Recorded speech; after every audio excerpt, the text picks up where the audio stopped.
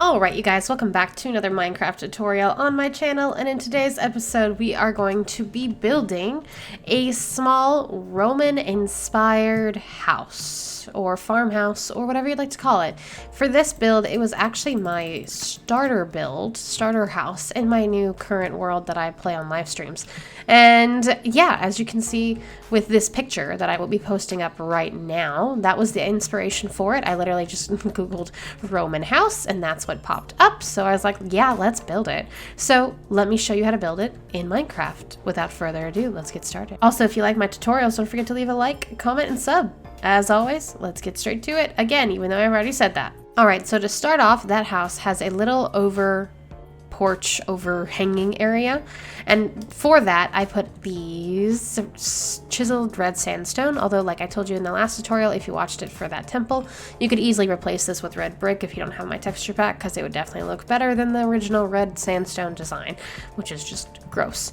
And from there it skips 3 blocks for another pillar, 3 blocks for another pillar, and 3 blocks for a final pillar.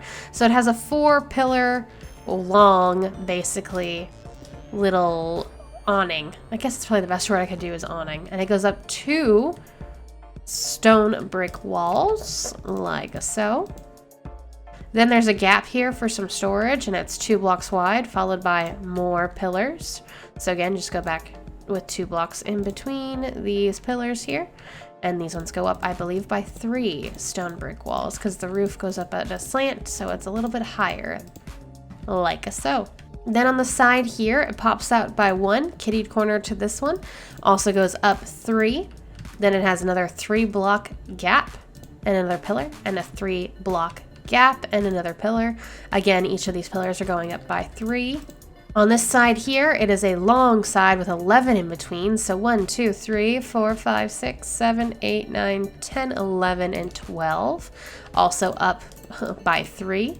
However, you could always put more in the middle if you wanted to. I just liked leaving it blank because I could not be bothered at the time.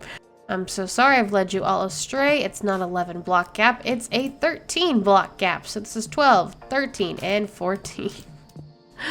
I knew my math was wrong there. And then this comes over again and kitty corners this one here. Why is this even? Oh, that was the old one. And goes up by 3. And I believe this is 9 blocks. 1, 2, 3, 4, 5, 6, 7. Well, it's 9 if you count right behind it, technically. Now, from here, you want to go ahead and do the walls. The walls, as I always do, are, of course, pushed back 1 from the actual pillars here, so it has some added depth.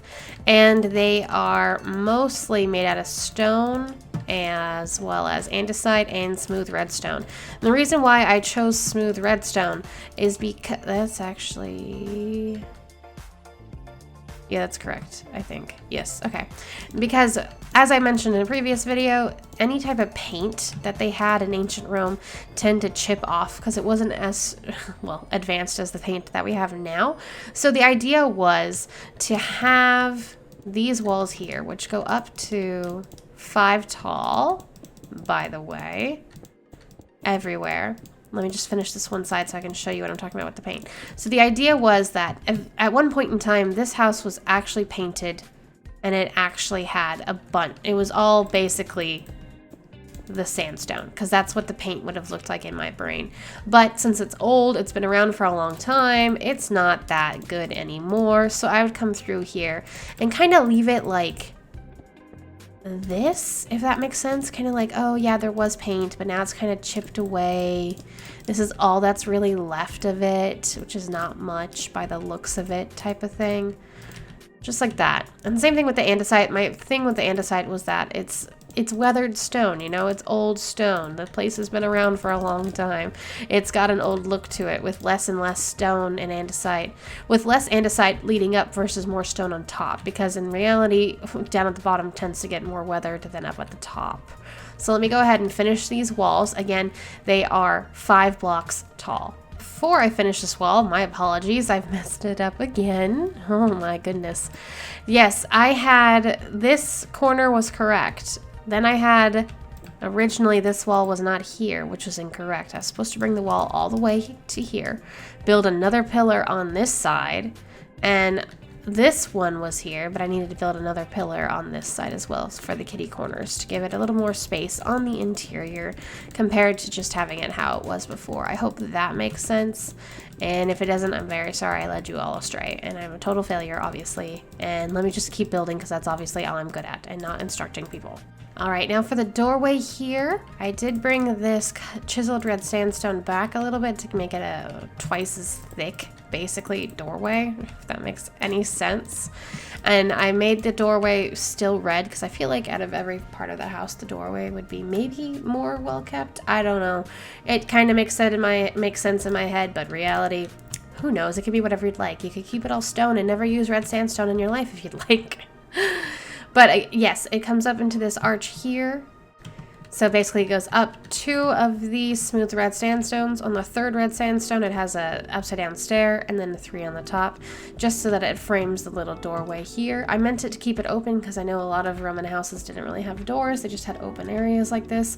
And my plan was to make use of the carpet trick where you put 2 carpets here and mobs cannot walk through it. And I meant to use it mostly not for mobs, but for villagers to keep them inside. However, villagers seem to have gotten smarter and they are no longer being trapped by this, so it's kind of pointless. So I think from now on, I will be doing actual door frames. But I kind of like it just for the aesthetic purpose of building this. Then we had 2 windows, and these are the only 2 windows in the entire house on the first floor because, again, I used most of the interior for things that I didn't want to have windows for. So the 2 windows are right here on the side. Again, you can obviously see that mobs can get through here. So in the interest of preventing it from being mob spawnable, I put slabs like so. And then, like, since there's red sandstone there, I kept it going type of thing. Just little details like that. Or you could put andesite slab there and andesite below it.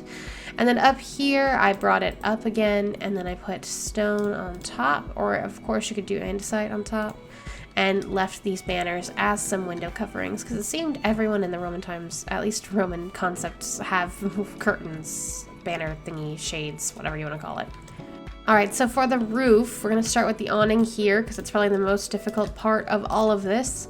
Each one of these first shorter pillars gets 1 cut red sandstone or whatever you used on top of it. Then we go out and up, and these middle 3 will all get raised up by half a slab, if that makes sense. Like so. So it's got like this little natural arch to it. I say natural, but it's really not natural. Then from there, it goes up 1 slab each, essentially, until we reach the top. And you can make it double thick because it kind of has to be on top of this pillar. Then the middle part here, it of course goes up as well. But since it's already got a natural arch to it, it's going up 1 higher than the other side, like so. And you do that for the other 3 as well. Now, once you reach the corners or these taller pillars, they all get a full block of red sandstone cut red sandstone, I should say, on top, like this. However, I didn't like how this was such a big difference, so I did have a little half slab there just for funsies.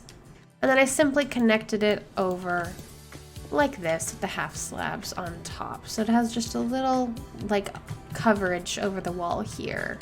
On the top here, let me just go ahead and fill in a little bit just so that I can build the second story, the top story. So the top here, you're gonna go ahead and use these oak, I believe, fences to go ahead and fence off the top so that when you're up here, you obviously don't fall off on accident. Of course, these are optional, but you know, safety first, right? And since this is an obvious arch, you're gonna just bring the oak down this way. Now for the top part here, we do have the second story, like I've been saying, and it's a 5 wide and 7, so including that one, 1, 2, 3, 4, 6, 7 long room, like so. If I could like build it, that'd be great. And of course we have our actual pillars, which again go on the kitty corners of the corner, like this, and like this. The pillars here, instead of going up 3, go up 2, just because I feel like the top story or the second story should be a little bit smaller in height-wise compared to the first floor. And then all of these blocks here, since we're only going up by 2 on the pillars, it means we're going down 1 less compared to downstairs wall. So instead of being 5 tall, it's going to be 4 tall on everything. And then for the roof, of course, again, we're going to have full blocks on top of the pillars, like so. And the little kitty corners brought down just a little bit. Then again, have this little arch connecting them. And then we're just going to do straight up pyramid like this. So each one from then on will be brought in one higher. That is incorrect. And a little tip, if you're building this in a survival world and you are worried about the full blocks technically getting mobs spawned on them, just put string on top. You will hardly notice it and you'll be safe from the mobs. And I usually put a little door so I could walk out onto the roof there. And the top story does have more windows, but that is all up to you as to how you would like to build them or put them in. When I built this in my single player world, the upstairs was my bedroom, the downstairs had my enchanting area, and then I had a little water elevator that took me down to my mines. Wow, it's so dark in here, so scary. Let me show you the original that I had built over here, so you see more details. As you see, I did the extra andesite and red sandstone to make it look a bit more worn down and chipped. You could easily just put a banner, if I can click on it, over your door frame if you'd like. Honestly, that's pretty normal when you're looking at Roman art, at least Roman architecture art, you should say, I guess. And when you come in here, you can see I did this as well. Like, you could fit a perfect full, actually this is a little more than full because I like to fill it up completely with bookshelves compared to not. And let me also bring some light into here like that. Although normally I'd put an anvil, grindstone, and then a crafting bench or a lantern there so that I can have access to all those things as I'm enchanting. And this does get you to full level 30 enchants, although you don't need as many books as I do have in here. And then of course, like I said, I had my little water elevators, which is what this was supposed to be. And this just takes you right upstairs as the villager has been chilling up here. But yeah, like I said, on the back and on the side, the other side I should say, I don't have any windows on it. That was just a personal choice. You can obviously use windows if you'd like, if you're not gonna have it covered up by an enchanting set or a elevator. Totally fine and up to you. But as always, that's gonna have to do it for this episode. Thank you guys so much for watching. If you enjoyed, leave a like, comment if you have anything to comment, and subscribe if you're new. As always, I'll see y'all in the next tutorial next weekend. Bye guys.